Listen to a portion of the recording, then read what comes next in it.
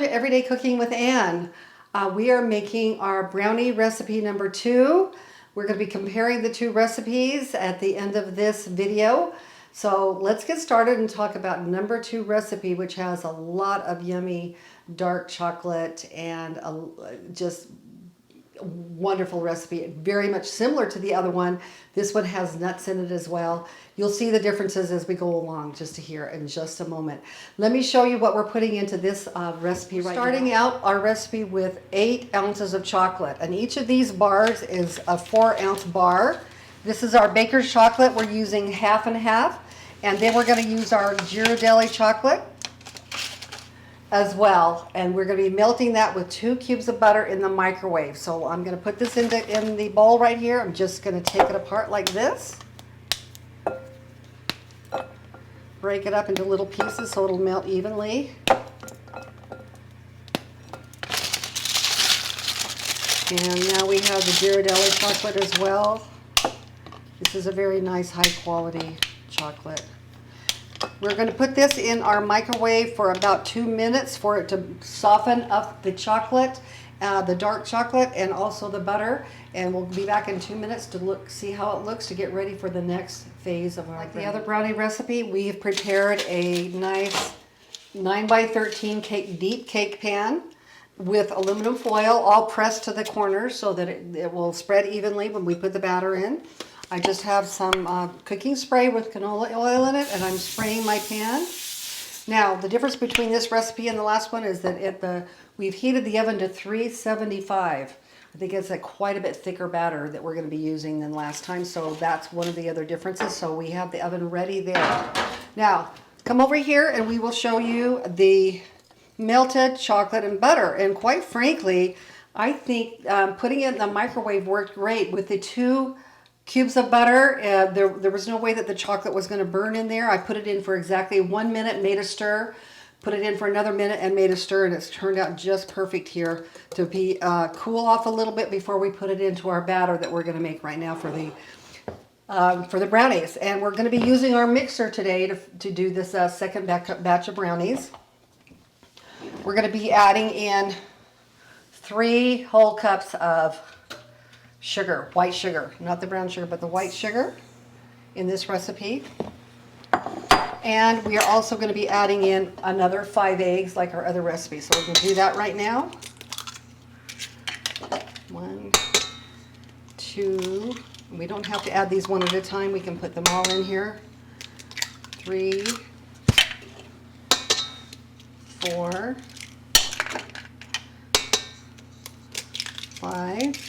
And we're also going to put in here 1 whole tablespoon of vanilla. My egg, sugar, and vanilla are in my Breville mixer, and I want to put this on high speed for 2 minutes. All right. This has been beating for 2 minutes on high speed. And you want to do that because you want the eggs to create a lot of volume for the rise in this brownie. So you can see it's light and lemon colored, kind of like a sponge cake like I've made before for you on another video. So that's the consistency that you want in this mixture as well. This has cooled nicely, I think, for a little bit. But first, before that, I want to show you the flour, which is I think only 1½ cups of flour. And I put a teaspoon of baking soda and ½ a teaspoon of salt, and so I'm going to mix that together. And that's ready to go in too, but I think first, before we do anything else, I'm going to add in the cooled liquid chocolate.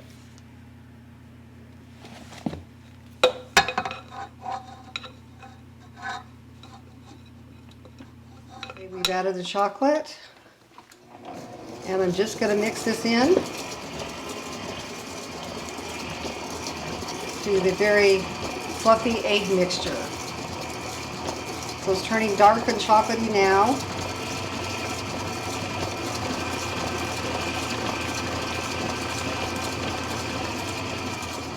I'm going to put it right on low and gradually add in the flour mixture, just a little bit at a time. You don't want to beat this a lot. You just want to barely incorporate it till all the white streaks are gone. So we're going to let that just go on low for a minute till we have it completely ready to go. Okay, this calls for 2 cups of chopped walnuts, which I'm going to add to the batter here. So this is going to be a very nutty brownie with 2 whole cups of chocolate. 2 whole cups of chopped walnuts into our dark chocolate mixture. This is a much heavier batter than the last one that we did for the last brownie recipe, filled with lots of nuts. So I'm going to put this in our 9x13 prepared pan. And you're going to want to even this out very nicely with your spatula when you get all of the batter out. Okay, our brownie recipe is ready to put in the oven at 375 degrees. I'm going to put it in at around 30 minutes like the last one. I'll be checking it again to make sure that there's no crumbs coming out or there's no liquid coming out on the center of the thing, so it's totally baked correctly. I want to make you aware that if you don't have unsweetened chocolate bars with you and you do have a high quality cocoa like I have, you can substitute for 1 ounce of chocolate 3 tablespoons of cocoa powder with 1 tablespoon of butter, and that will be the same as being equal to 1 ounce of unsweetened chocolate. So if you need 8 ounces of unsweetened chocolate, you would need 24 tablespoons of that, which is quite a bit. However way you want to work it, you can use that to substitute when you need to. We're going to make this very special kind of ganache-y, caramely type chocolate frosting that will go on this #2 brownie recipe. Our brownie recipe is now cooling on the table on a rack. We took it out of the oven at about 33 minutes. That's how long it took. So let's get started. First we're going to put in 1 1/4 cups of sugar into our saucepan. I have it on about medium heat right here. We're going to actually add 1 cup of heavy whipping cream. And I'm going to stir this until it simmers for about 3 minutes, so let's get it started. I've already had my heating element on, my gas is on. When it starts bubbling around the edges, I'll tell you what to do next. Actually, this is very similar to how I make my homemade caramel sauce. Okay, you can look in here as long as it's bubbling around the edges. I've done this, got this all dissolved about 3 or 4 minutes. As soon as you see the bubbles around the edges, at this point you want to add your chocolate. Turn that off for just a second. Once you see these bubbles around the edges, and that takes about 3 minutes to get to this point, you're going to immediately turn it on to low. You are no longer going to stir this mixture, and this is going to sit on low for exactly 7 minutes. I'm going to put my timer on for 7 minutes. And then we'll be adding our butter and chocolate shortly. Our caramely frosting has been sitting on the stove on low, untouched or unstirred for 7 minutes exactly. And now we're going to add our chocolate. We need 5 ounces of chocolate. Now this is Ghirardelli chocolate, is my favorite chocolate. Is my favorite chocolate to use. So if I can get this, I'm going to use this. And I'm adding 4 ounces of this.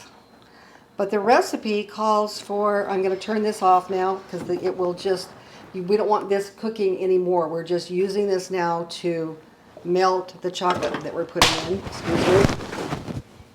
So, and since I need 1 more ounce, I think I told you just a little bit ago that I just need to have 1 tablespoon of butter. Oh, by the way, we're also putting in a whole cube of butter right now that we'll be mixing in. I added an extra cube of butter, and I will be putting in 3 tablespoons of my Callebaut Royal Dutch chocolate because I'm trying to have 5 ounces instead of 4 ounces. And that's what it equals to make 5 ounces. Now I'm going to be stirring this down until this completely cools. The butter is almost melted, completely melted into this wonderful frosting. Now you can see this frosting is pretty thick, but just like caramel sauce that you make from homemade from scratch, it's a little bit thin at the beginning and then it will thicken up. Okay, at this point right now, I'm going to add the last ingredient, which is another teaspoon of vanilla. Boy, I'm gonna have to buy another, just after making these brownies, another thing of vanilla. We've gone through a lot, haven't we? Okay, at this point I'm gonna let this cool for about 5 or 10 minutes, and then I'm going to put it in the refrigerator, and we're for 30 minutes, and we're gonna be stirring it every few minutes to make sure it stays in the right consistency. Okay, so this is a little bit labor intensive if you're making this special brownie recipe. You can see it's looking very nice and satiny now that I'm stirring in all this chocolate. This is exactly how it's supposed to look. I think at this point this could make a really good fudge sauce too, by the way. Very similar in how we make it. My homemade fudge sauce. Okay, here we have the final brownie number 2. I've been cutting off the edges here to get it ready so that it looks presentation worthy. I'm going to cut off the one last side. You just don't want to cut too much off. Just cut just barely along the edges with a sharp knife or with this little tool that I have that I use for baking bread and everything else. So, and once again, this brownie is not going to be wasted. It'll either be eaten or thrown in some other ice cream recipe, brownie ice cream recipe. Okay, so we have a nice uniform brownie where you can see all the sides, lots of walnuts in there. Okay, this is basically like a ganache topping. You can see how thick it was. I had to kind of actually warm this up a little bit because I had it in the fridge a little too long, but this is the perfect consistency for frosting. And this is going to be a very thick frosting. It made a lot. Okay, we have chilled our brownie number 2. This is a very different brownie from brownie number 1. This is a scrumptious, delicious, fudgy brownie.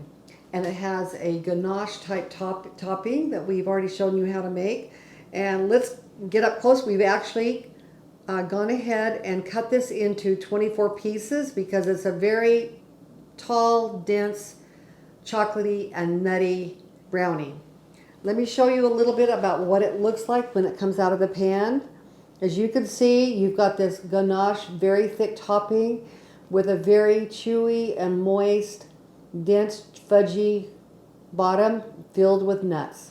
Now, this would be my favorite brownie of the 2 kinds. Honestly, this is so delicious. I've already tasted it, and it would be my best choice. Now remember, if you're going to feed a crowd, this is a good idea to keep this refrigerated or even just frozen until you're ready to cut, because once the ganache topping starts getting warm, it's a little bit more difficult to cut. So thank you for watching. I hope you've learned a little bit about brownies and different types of brownies. I hope you enjoyed this recipe. The other one is a good recipe too if you would like to have a more cake-like brownie, but I think most people really like to have the dense, fudgy, chocolatey brownie. So this would be my best choice.